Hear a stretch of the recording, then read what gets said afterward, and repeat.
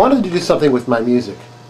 We discussed learning to play the keyboards, but when you questioned where I'd find community in that stopped me short, because at the time I didn't understand what community had to do with learning the keyboard either.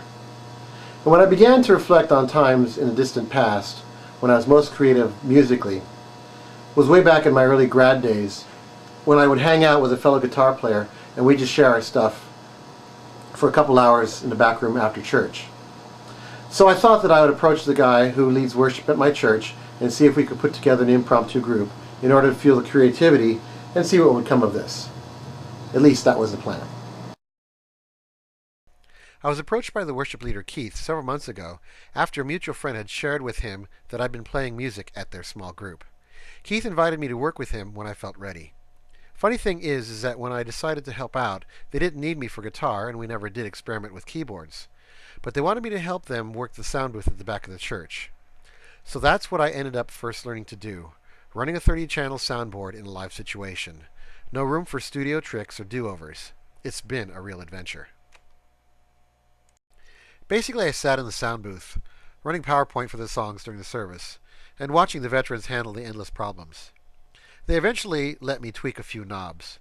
It's funny, personality-wise, because the first two sound guys to train me were pretty much authoritative about their opinions on things. Well, pretty much everything, whether it had anything to do with sound or not. Anyway, that approach did help me figure out how to break things down so that I wouldn't get overwhelmed by all the possible problems that would come up. Then one day, the first sound guy announced that he and his wife were leaving. And then the next guy stepped down. And I found myself alternating weeks with the other greenhorn, Bethany, who'd been training for several months versus my several weeks. Fortunately, I learned very quickly.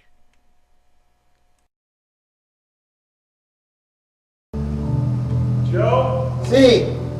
We don't know what we'd do without you, buddy. Thank you. You're welcome. Drink my chain.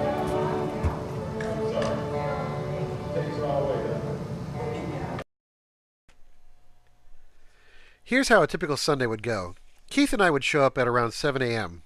I'd have to get up well before 6 o'clock to make it from Long Beach to Costa Mesa.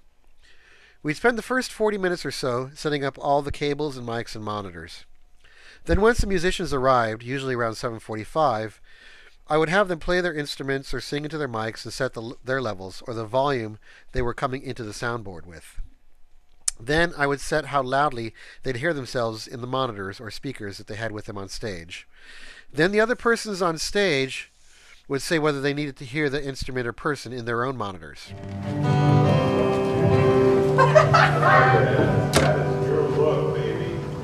Baby. Show business, Joe. Yeah. Testing 1, 2, 3, 4, 5, 6, 7, and 8 and 9. 1, 2, 3, 4, 5, 6, 7. I like it there. Thank you. Oh, to live on Sugar Mountain. This is for the tape, right? Right. With the barkers in the colors. You can be plenty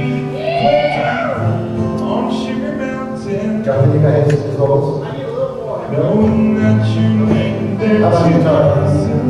That's good. You're leaving there too soon.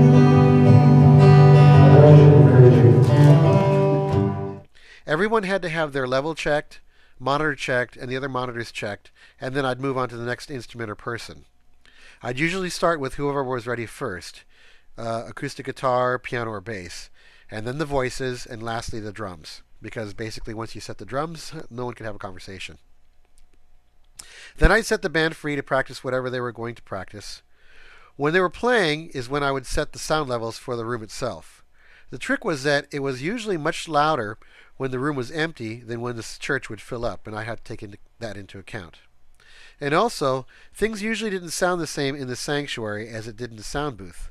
So once I felt like the sound was set, I'd usually walk around the room to sample the differences in different parts of the room.